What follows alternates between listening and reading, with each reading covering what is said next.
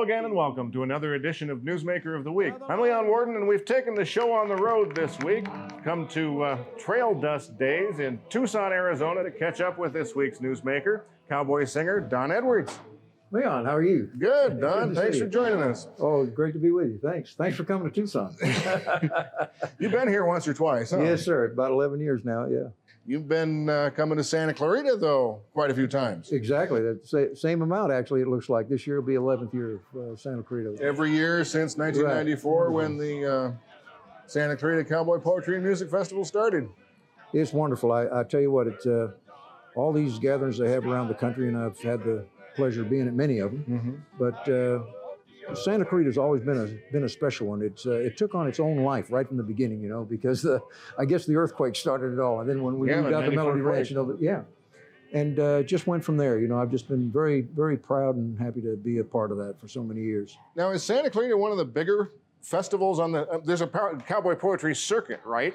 Well, yeah, kind of. I guess you'd say, yeah, there is. Attendance-wise, how does Santa Clarita I think Santa Clarita stacks up there right at the top of them. It really does, and it's amazing.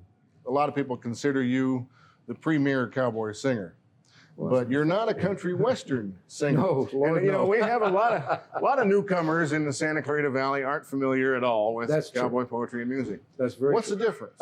Basically, you know, if you start at the beginning, country music was country meant rural, you know, and now I don't know what country is from.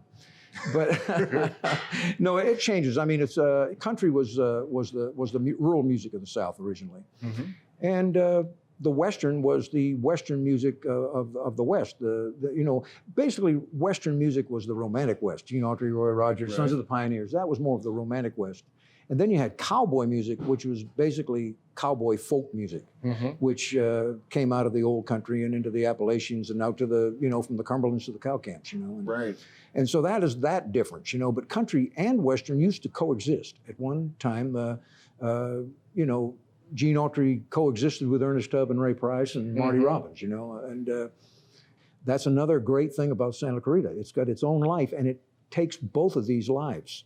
The real cowboy and their poetry and the old music and the newer Western music, because it's right there in Hollywood where the, you know, motion pictures are made, you know, in Hollywood and especially up around Santa Clarita, you know, Newhall and Saugus and up in that area. And specifically at Melody Ranch, of course. Melody Ranch, absolutely. You know, filming has gone on there since, you know, really the first Westerns. Yeah. But when you talk about Gene Autry, who of course used to own Melody Ranch, right. The music of Gene Autry movies, the music in Roy Rogers movies, there's a big difference though between that and essentially what you do. That's true. It's funny that you know, a lot of people don't recognize that fact, but for one instance, the guy that really, you know, started Western music was, we attribute it to, most people consider that Jimmie Rodgers was the guy that kind of started that. And what he done was in the 30s, and what he did was kind of write about a romantic West that really wasn't, you know, wasn't true. To some degree, it was. I mean, the beautiful country and things like that, you know, and the and nature and all that kind of thing. But that was the written song. It was written with words and music, just like Roy Rogers and Gene Autry did, and the Sons of the Pioneers, Bob Nolan, Cindy Walker, all these wonderful songwriters. But the cowboy folk music was generally the old-time cowboy songs that were recorded by people that were unknown, basically. You know, you had Carl T. Sprague. I mean, he's not a household name by any means. You know, he was a guy that 1925 had one of the biggest selling records of any genre in 1925, selling over 900,000 records of a song called "When the Work's All Done This Fall." Right. And it was very, very popular because of that. About the middle 30s, you know, movies came into being, and then about 1934, Gene Autry sang, you know, in a Ken Maynard movie, and it kind of was history from there on. But then they had to have a lot of songs, so they were writing songs. They were writing these songs, as opposed to just doing the old public domain cowboy songs. Right, and those public domain cowboy songs, I mean, when we think about those long trail drives, we're really talking about a very short time in history. I mean, basically like the late 1870s into 1880s, right? About the late 1860s, right after the War for Southern Independence was about that time, 1865 to about 1890, you know, Okay. right in there's a very short period of time, maybe 2 decades, you know. Were cowboys singing then? What kind of music were they Well, singing? they did to some degree. A lot of people said they did, you know, and that were there. I wasn't there, but I do believe accounts, you know, that people have said that, yeah, that singing wasn't all that great, but it was there, you know, and it was generally not accompanied by any instrument. Generally, if they had any at all, it'd be a harmonica or a fiddle or a banjo or something maybe that could stand the rigors of, you know, the trail. Well, tell me about that. I mean, there's a lot of different kinds of instrumentation. Cowboy music, and for that matter, cowboy poetry, you know, the origins are much farther back than the trail riding days here in America, sure. aren't they? Yeah. What are the origins of cowboy music? Most of it, the majority, it came from all over Europe, of course, but the majority of it was from England, Scotland, Ireland, primarily. And it came to the Appalachian Mountains, and you know, in the early days, and the old Irish ballads and things were. When they came out west, a lot of those melodies stayed intact, but they put their own words to them to fit their own surroundings. But many of them stayed intact, and that's why I say a lot of times that we've got to know who brung you, you know, and not to say a lot of people will get on you, you know, about saying, well, what about the singer-songwriters per se, you know, but I think that you need to write new material. I mean, there's no question about it. You have to keep perpetuating the genre, but you've also got to try to say, I believe anyway, that in order to keep it alive, you must keep some of those old songs intact, and they can be changed around. I mean, you've got to keep adding to them to keep them new and fresh, you know. And I know you've done a lot of that. You've recorded saddle songs, and you've redone the book Saddle Songs. If we can have done that.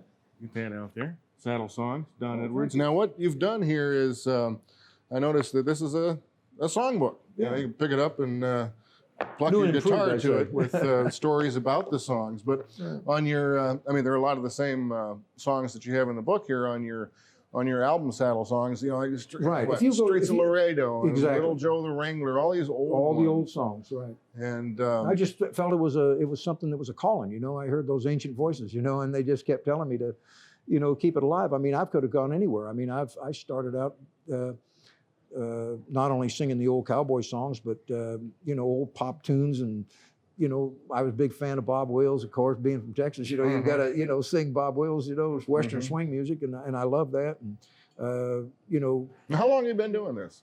Well, 45 years or so now.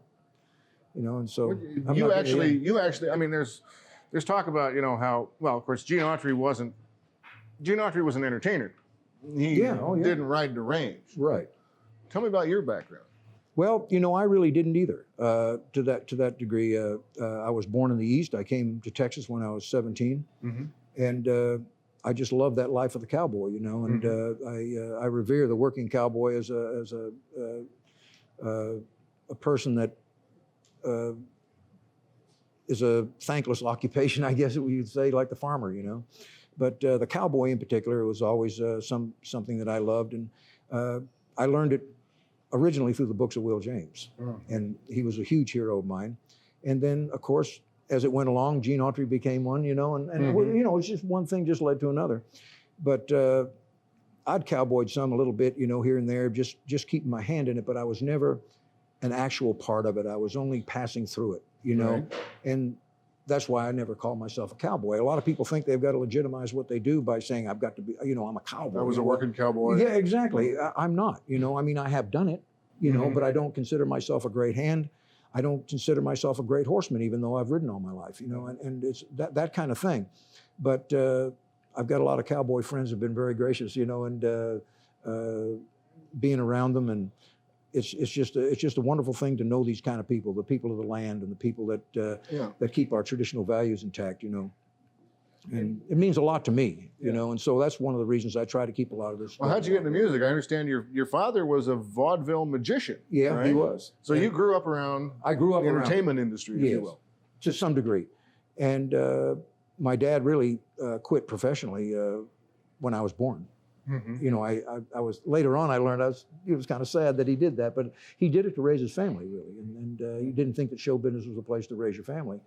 And so he did it, you know, a little bit here and there, you know, like community theater and things like that, you know. And well, how long did it take before you were supporting yourself? Before I was supporting myself. Supporting yourself singing and playing the guitar. How long did that take? It was just about the time the music business was really, you know, going away. I mean, in country, Western, all the great artists, great singers, were just in the waning periods of that.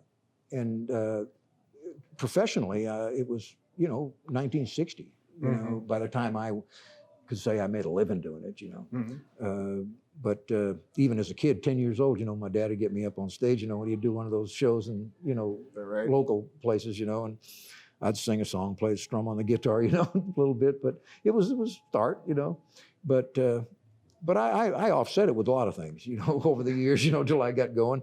And, you know, I've been, you know, very fortunate that I've been able to do it for the last 30 years or so, you know. And I understand you even taught yourself guitar? Yeah, I taught myself how to play. And like most of us did in that time, we couldn't afford to have lessons. And anybody that played would be bugging them to learn how to play a little bit, you know. And well, I guess you learned pretty good. I mean, you were nominated for a 2003 Grammy Award. Yeah, that's very true. Tell me about that. And it was for cowboy music. I mean, for cowboy folk music. It wasn't Western, it wasn't country, and because my good friends... What category was it in? It was in traditional folk music. Okay.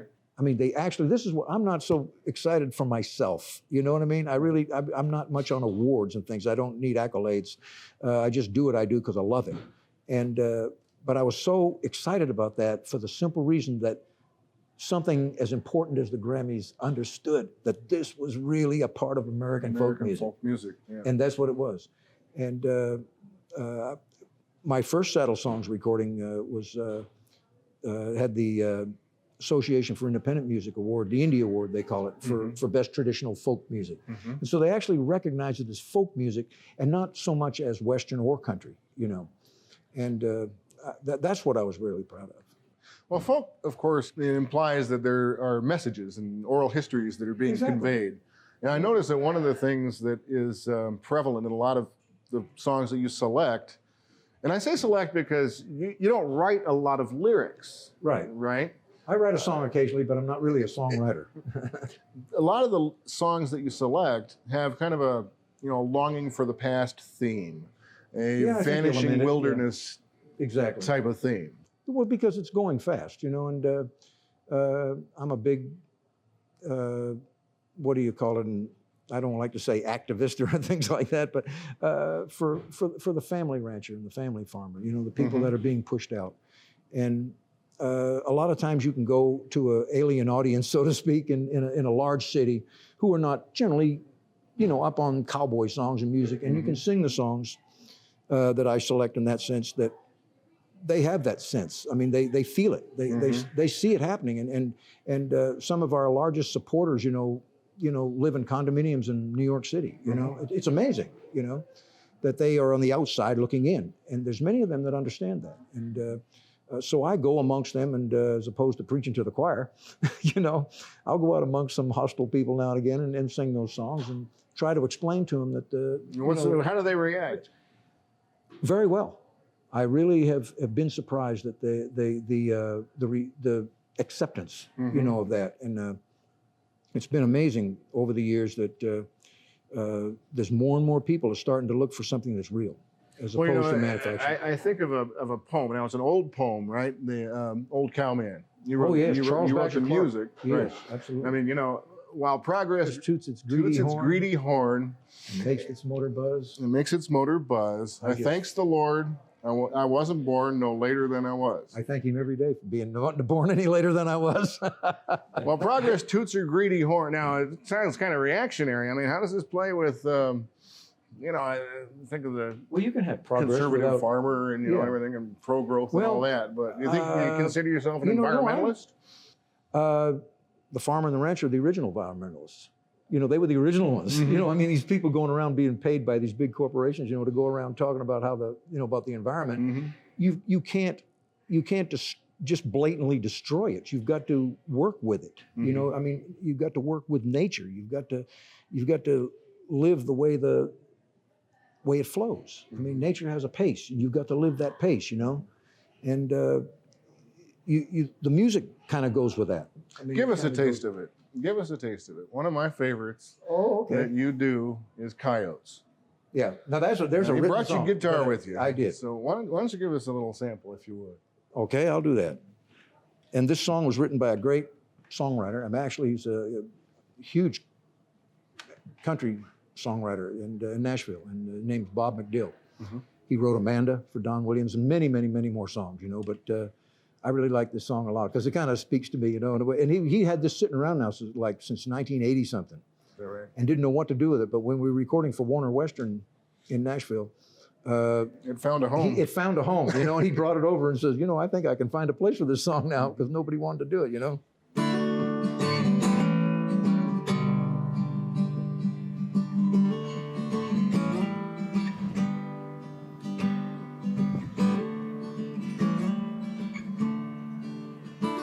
Was a cowboy that I knew in South Texas. His face was burnt deep by the sun. He's part history, part sage, and part Mexican. He was there when Pancho Villa was young. And he'd tell you a tale of the old days when the country was wild all around. Sit out under the stars of the Milky Way, and he'd listen while the coyotes howled. And they'd go, ooh, yip, ooh, yip, ooh. Ooh, yip, ooh, yip, ooh.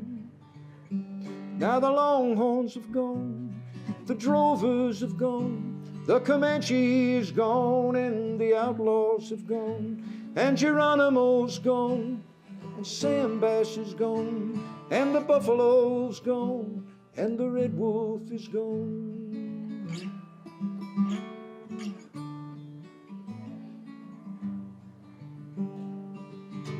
Well, he cursed all the roads and the oil men, even cursed the automobile.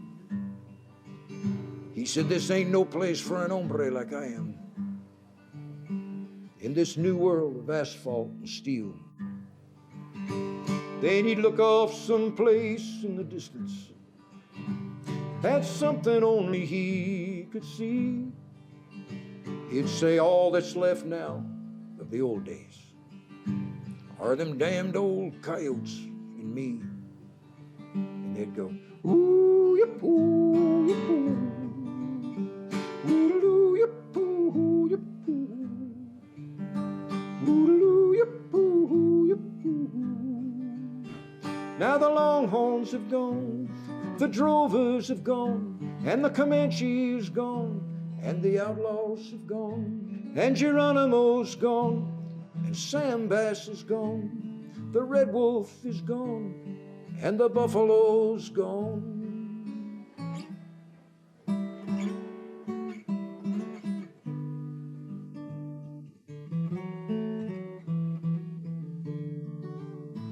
One morning they searched his adobe. He disappeared without even a word.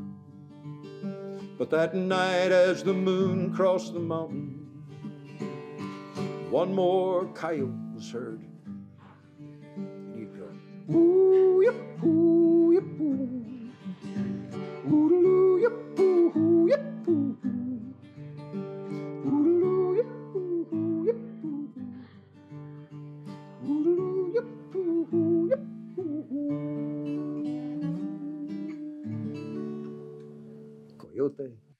Don Edwards, ladies and gentlemen, performing at Santa Clarita Cowboy Poetry and Music Festival on Sunday, March 28th this year. That's right.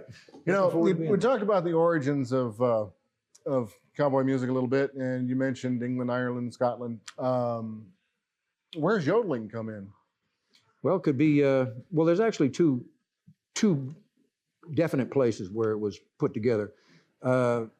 And one of the best examples of that, again, is Jimmie Rodgers. I mean, in recorded music, there was people that did it before, but I'm saying there's something that people could obtain and really hear it. Right. There was, of course, the Swiss influence, the fancy yodeling of the Swiss. Tyrol, Tyrolean area of, where Italy and Switzerland, and all come together in Austria. And they used it for actual purposes. I mean, it was a means of communication. And when we got a hold of it, when the first yodelers came here from Switzerland, the Tyrolean yodelers, they came in about, I think it was like, I'm going to say like 1839. And what was then America at that time, they toured all around, and that's where people first actually heard it. Right. And then it went on to, be a part of for the Western music. I mean, for some reason we latched onto it in the Cowboy singing. But the other influence was African, in the high falsetto voices of like the field hollers and the railroad workers and all those people that had these beautiful melodic voices, and you'd hear them, singing in these beautiful voices, and they used these high falsettos. It wasn't really a yodeling, but a very good example of that is Tommy Johnson, the blues singer, and he's a very good example of how Jimmie Rodgers could have been influenced. I'm mixing the alpine with the blue yodel, kind of thing. And I notice in your work you do a lot of that. It runs the gamut. I mean, oh yeah, I hear a sense of Dixieland every now and then. Yeah, exactly. And I'm thinking like it's just all musically, It's album going back to Texas. I mean, you do. Sure. Blues, and why did you end up in this genre? It was as opposed to like going into blues or something like that. That's a good question, because I do love all the music. My dad was another influence because of his huge record collection. So my little brain was always being impounded with, everything from jazz singers to big bands to Western swing to cowboy songs to Jimmie Rodgers, who was popular, when he was young man. And I just loved, if I heard a song, I didn't stop and say, is that country or is that pop? Or is that, I didn't, with no categories, Yeah. And so in Cowboy world, being the big influence that really shaped my entire life, I took it to as many steps as I could and just, incorporated all that music into it. And as you listen to it, a lot of people misconstrued the Western with being country. There's a huge difference in that the musicians in Western music are not country musicians. They're jazz musicians. I mean, when you think of the Sons of the Pioneers with Carl and Hugh Farr, they were influenced by people like Eddie Lang and Joe Venuti. I mean, that's who they were influenced by. And then I went to Stephen Grappelli and Django Reinhardt and things like that. But they were jazz players, I tried to tell them that at Warner Brothers, but they thought I didn't know what I was talking about. You mentioned it before I did. Warner Brothers. I mean, you used to be on Warner's Warner Western label, along with folks like, poet Waddy Mitchell and Michael Martin Murphy actually started Michael Martin Murphy. Sons of the San Joaquin, all these folks who routinely perform in Santa Clarita at our festival. Yeah. But then Warner Brothers then dumped the Warner Western label, as I understand it. They did, and it was too bad because I think they didn't know exactly how to do it. They marketed through the juggernaut of industrial music. Well, is a problem that there's not a big enough market for what you do? There is a big enough market because they wouldn't have done it in the first place. Because what they wanted to know is when Michael Martin Murphy recorded his first Cowboy album there, back when we first started with them, they asked him if there was other people doing this, and myself and Red Steagall and Sons of the San Joaquin and all of us were doing this all along. And they said, well, they sell all kinds of records. I mean it's not a big mainstream. It's not a Garth Brooks record. I mean, it's not millions. You might sell thousands, hundreds of thousands, maybe.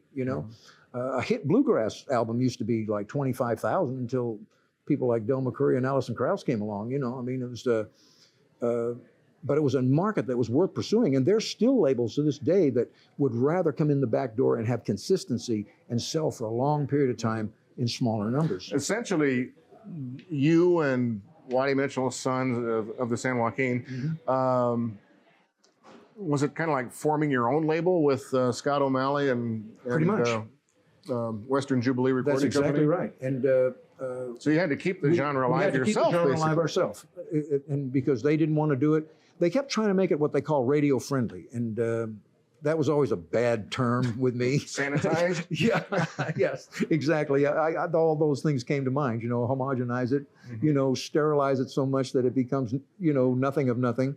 And so anyway, when we finally made our move to our own label, Scott had been friends many, many years with Richard Nevins at Shawnee Records, and one of the premier labels of roots music. And they took it on to distribute, so we'd have worldwide distribution. And it's just an amazing, thing that's kept on going like it did. But we market it as for what it is. It's a grassroots, traditional kind of, based music. Since Warner got rid of the label a few years ago, would you say the genre is growing? Are there more performers today or fewer? Are there more fans today or fewer? I think there's more. I really do. I think there's more fans. The more the music industry goes industrial, the more they look for something more organic, and the music gives them that. I mean, the traditional music. One of the biggest boosts we could ever have that just trickles down, and I think a very important factor in that Grammy nomination was the success of Oh Brother, Where Art Thou? That brought about for millions and millions of people. Folk music. Folk music, roots music, old time music, a little bluegrass, And I think that was probably a major turning point to bring people, saying, oh, wow, we never knew this was out there. And it's grown. I mean, I think people have found out about that and then come and found out about what we do in our genre. And they look at it, and the only thing I don't see as much as I'd like to see is youngsters playing music. You go to a bluegrass festival, you see all these kids out there playing their banjos and mandolins and guitars and fiddles and just having a wonderful time. But we don't see it as much. We have some, but not as much as I'd like to see. Well, the folks at City Hall in Santa Clarita, they do try to get into the schools. I know they had Sourdough Slim went into the schools in Santa Clarita recently. He's wonderful with the children. He's great with kids. He is wonderful.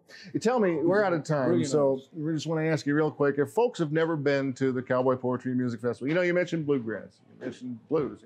What kind of music can people expect to hear if they come to the Santa Clarita Cowboy Poetry Music Festival? They're going to come out there and they're going to hear cowboy poetry. They're going to hear some cowboy music. They're going to hear Western music. They're going to hear a little bit of bluegrass, a little bit of jazz, a little bit of this and that, all mixed into it, Texas swing. And I think that we deliver out there just about every type of music that you can imagine. Tell me about this, Last of the Troubadours. That's your new one, right? That is a new volume of saddle songs. Well, I'd thank you for coming, but we all came out here to Tucson to the Trail Dust Days. Well, that's what we're going to do. We're going to play a little music. Out there. Very good. I want to thank you for joining us, and thank you for joining us. And if you missed any portion of this program, you could read a transcript in the Sunday Signal. Be sure to come out to Melody Ranch March 24 to 28 for the Santa Clarita Cowboy Poetry and Music Festival. Check back here, SCV TV Channel 20, Wednesday 9:30 p.m., Sunday 8:30 a.m. for another Newsmaker of the Week. Well, I rode across the valley range I had not seen for years. The trail was all so sport and strange, it nearly fetched the tear. And I had to let 10 fences down, the fussy lanes ran wrong. Each new line would make me frown and hum this morning song.